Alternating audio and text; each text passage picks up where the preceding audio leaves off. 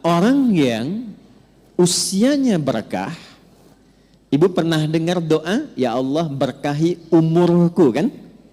Bukan ajal. Ajal dengan umur itu beda. Apa artinya ajal? Ya. Nah, waktu kita terbatas. Kita ambil ilmu sahabat saja dengan cepat. Kalau belum tahu, katakan wallahu a'lam. Baik. Apa artinya ajal? Ya. Mau dapat ajal? Pasti. Udah kenceng diralatnya? Pasti. Baik, pasti. Baik. Ajal itu pada mulanya, pada asalnya, itu yang kita sebut dengan usia. Batas kehidupan. Ajal itu batas kehidupan. Jadi usia itu kalau dibawa ke bahasa Qur'annya atau bahkan bahasa Arab standar, itu asalnya namanya ajal. Setiap kita itu kan ada ajalnya, ada batas usianya. Dalilnya coba diambil satu saja, Quran surah ke-7 ayat 34 misal. Ya, Quran surah ke-7 Al-A'raf ayat 34. Walikulli ummatin ajal. Fa idza jaa ajaluhum la yastakhiruna sa'atan wa la yastaqdimun. Setiap umat, bukan satu dua orang saja. Semua yang menjalani kehidupan di bumi itu punya batas usia. Kenapa ditekankan kata ajalnya? Untuk memberi kesan bahwa kehidupan di dunia ini tidak abadi. Penting dicatat itu, Bu, ya. Kehidupan di sini tidak abadi, akan ditinggalkan. Karena itulah ketika ditinggalkan, diumumkan kan, telah meninggal dunia. Nah, artinya ajal telah tiba. Baik, sampai di sini bisa dipahami. Nah, itu tidak hanya kita paham, tapi tanamkan dalam jiwa. Di sini tidak abadi, akan pindah ke tempat lain. Nah, pertanyaannya, ketika pindah ke tempat lain itu meninggalkan jejak yang baik tidak di dunia. Ibu kan keluar dari sini, setidaknya baru keluar sudah dibincangkan kan? Masya Allah, jamaahnya rapi, tertib, nggak ada sampah ketika selesai kajian. Kemudian jamaah-jamaah yang sekarang ngaji tenang, tidak ada yang ngobrol, itu kan? Nah, itu jejak kebaikan yang ditinggalkan. Karena itulah sebelum meninggalkan dunia ini, selain mencari bekal ke tempat baru, kita diberikan bimbingan oleh Allah dan Rasul untuk meninggalkan kenangan-kenangan yang baik. Yang kalau diikuti jadi pahala, Bu. Jadi itulah indahnya dalam Islam.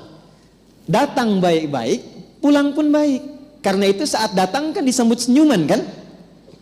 Ini kan kejadian luar biasa sebagai isyarat. Bayi lahir, bayinya nangis, kok bisa orang yang menyambut senyum?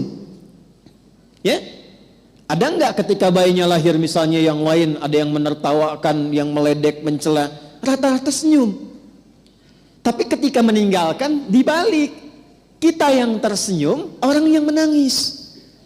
Kenapa? Karena kita bahagia meninggalkan jejak-jejak kebaikan. Dan orang merasakan sedih karena kehilangan kebaikan itu yang dirasakan saat sedang dibersamai oleh orang baik itu.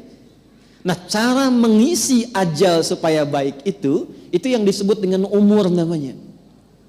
Jadi umur asalnya bukan usia artinya. Hanya diambil makna umum menjadi usia untuk memberikan kesan kepada kita. Selama menempuh usia itu isi dengan umur. Contoh begini. Ibu kalau ada yang tanya, umurnya berapa? Saya paham rata-rata 17 tahun ke atas.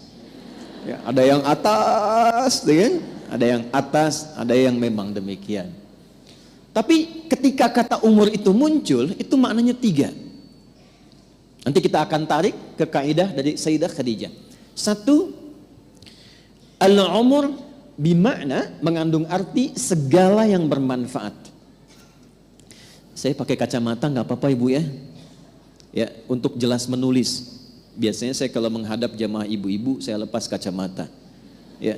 Walaupun saya sudah berdoa kepada Allah dan sudah menanamkan pada diri saya, hanya istri saya yang paling cantik. Itu sudah doa saya yang paling utama. Ini live nggak? Tenang bun ya, aman insya Allah. Iya.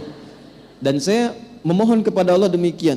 Ya Allah, jadikan siapapun yang aku pandang tetap istriku yang paling mulia. Dan jangan pernah tanamkan pada jiwaku keberpalingan dari istriku dan ketertarikan selain apa yang istriku ridhai. Jadi ibu jangan berharap banyak kepada saya. Ya.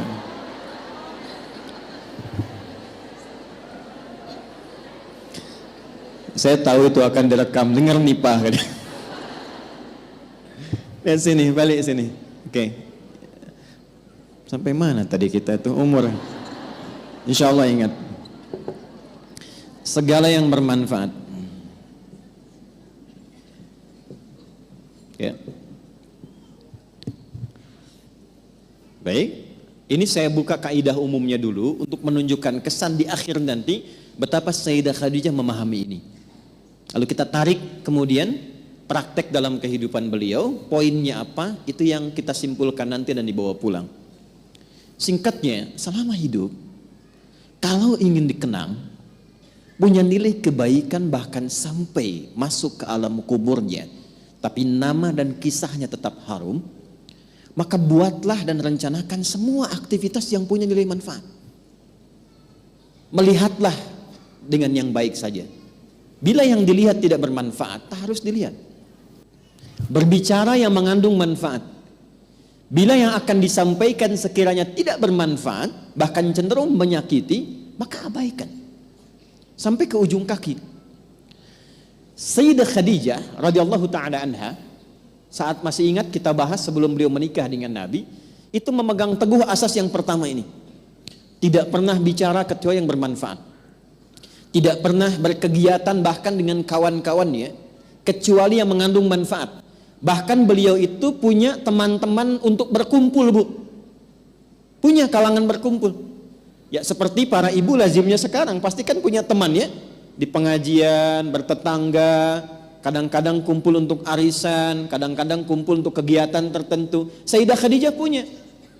Tapi yang paling luar biasa, semua teman-teman Sayyidah Khadijah ini ketika berkumpul itu mendapatkan kemuliaan sifat dari beliau, sehingga viral di kalangan wanita-wanita Arab pada masa itu bahwa kalau ingin melihat perempuan yang bermanfaat, inilah lihat kelompoknya Sayyidah Khadijah. Dan jangan kira kita samakan dengan era sekarang, tidak. Ibu jangan lupa, dulu itu jahiliyah, di mana perempuan itu pada umumnya itu menampilkan dirinya supaya mendapatkan ketertarikan dari para lelaki. Disebut dengan tabarruj namanya. Kalau pakai emas itu nggak tanggung-tanggung.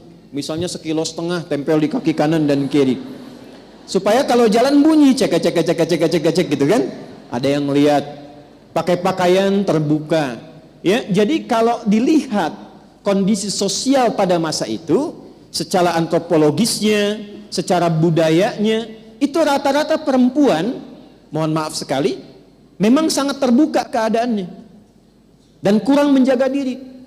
Tapi kalau sudah melihat Sayyidah Khadijah dan teman-teman beliau, itu semua hormat. Nyaris tidak ada yang mau bicara di depan Sayyidah Khadijah, saking hormat dan kagumnya atas wibawa beliau. Ini semua diam. Dan saat ada orang yang usil pun pada Sayyidah Khadijah, itu teman-temannya, ini sebelum menikah dengan Nabi, itu teman-teman sekitarannya itu langsung melindunginya. Berbuat sesuatu yang Allah telah tetapkan itu, jika kita menjalaninya dengan istiqamah dan dilakukan karena Allah, maka Allah yang menggerakkan hamba sekitarannya untuk menjaga hamba dimaksud. Jadi kalau dari sekarang ibu menjadikan semua aktivitas usia itu untuk menaati Allah, ya tidak harus dalam konteks sholat saja. Bukan hanya sholat, bukan hanya baca Quran. Saya ingin mengisi sisa hidup saya untuk menaati Allah. Mulai sekarang saya akan gunakan pandangan pada yang Allah sukai saja. Saya akan gunakan pendengaran pada yang Allah sukai. Saya akan gunakan lisan pada yang Allah sukai. Kata Allah, jangan gibah. Saya tahan gibah. Saya tidak Ustaz. Bagus. Tidak seperti ibu itu tuh. Kalau bicara, masih berarti. Tahan. Tahan. Itu kalau bisa dilakukan, Allah balas, mengangkat wibawa ibu. Jadi dari segi umur, itu akan dikenang, ini orangnya orang berwibawa, orang baik. Ibu kalau nggak percaya silakan. Kalau melihat orang salih, solihat, malu kan kalau berkata kotor? Coba silakan, mau berkata yang kurang baik, walaupun terbiasa bergaul di tempat yang kurang bagus, bertemu orang begini nggak mau mengeluarkan kata-kata kotor. Saya kalau ketemu preman, Bu, nggak pernah berkata-kata kotor pada saya. Assalamualaikum Ustaz, Assalamualaikum Pak Kiai, doakan ya. Padahal sebelum itu dengan kawannya, keluar. Ragunan keluar, tuh kan? Bahasa-bahasa yang tidak normal keluar. Tapi ketika kita berusaha menaati Allah dalam hal yang simpel saja, turunlah kemudian jawaban dari Allah dengan melindungi sifat-sifat baik kita untuk dikenang.